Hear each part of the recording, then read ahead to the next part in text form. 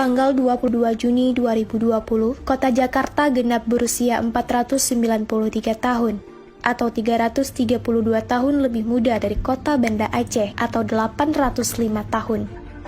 Ibu kota negara Indonesia itu didirikan oleh seorang putra Aceh bernama Fathahillah.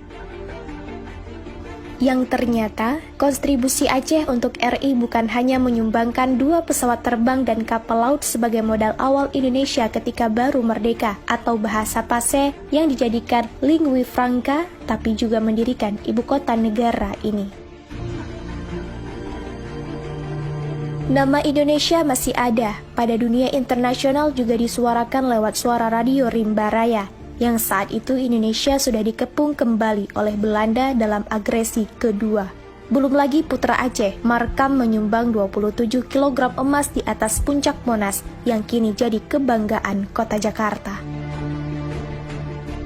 Bahkan Aceh juga menyumbang hasil gas alamnya selama puluhan tahun untuk pusat yang dikembalikan ke Aceh hanya 0%, meskipun sudah ada undang-undang bagi hasil 70 untuk Aceh, 30 untuk pusat.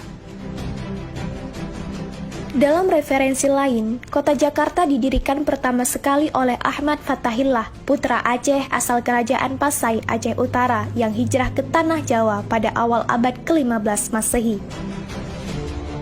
Kedatangannya ke Jawa ketika itu disambut oleh Sultan Demak, Pangeran Trenggono. Atas dukungan Sultan Demak, Ahmad Fathahillah berhasil merebut Sunda Kelapa dan Banten dari kerajaan Pejajaran yang bersekongkol dengan Portugis. Penyerangan Fathahillah ke Pejajaran memperoleh 2 kemenangan sekaligus. Selain berhasil merebut Sunda Kelapa dari kerajaan Pejajaran, juga berhasil mengusir Portugis dari Sunda Kelapa, daerah taklukannya.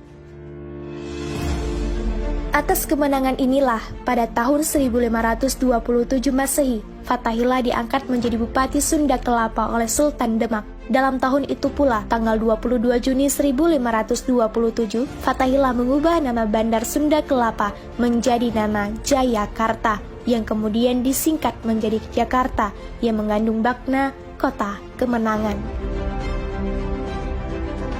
Tapi sayangnya dan sangat memprihatinkan, dengan menggunakan nalar sejarah kritis, apa yang dipamerkan pada Museum Fathahillah ini seperti ada banyak periode sejarah yang dipenggal dan ditenggelamkan.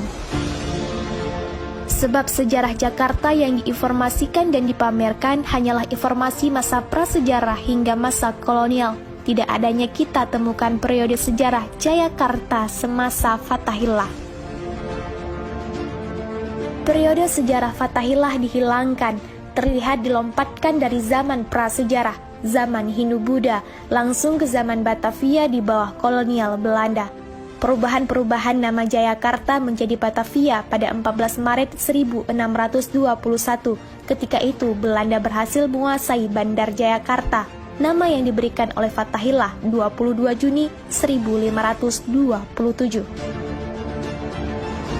Penamaan Batavia oleh Belanda untuk mengganti nama Jayakarta adalah untuk mengenang suku Batavia, sebuah suku tertua di Belanda yang terdapat di lembah Sungai Rhein yang dianggap sebagai leluhur orang Belanda.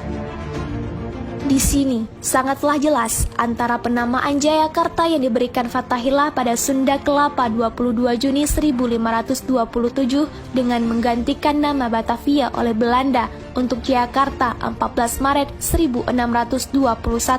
Berarti selama 1 abad sejarah Jakarta dipenggal ceritanya dari sejarah Fathahillah. Hilangnya 1 babak periodisasi informasi sejarah Fathahillah di Museum Sejarah Jakarta itu. Berarti sekaligus menghilangkan informasi sejarah peranan Fathahillah sebagai pendiri kota Jakarta yang berasal dari Aceh. Memang kita tidak tahu apakah ini sengaja dihilangkan. Satu-satunya hal yang jauh lebih mengejutkan daripada kebenaran itu sendiri adalah kebohongan yang digunakan oleh orang-orang untuk menutup-nutupi yang benar, dan kebenaran akan selalu menang dengan kebohongan.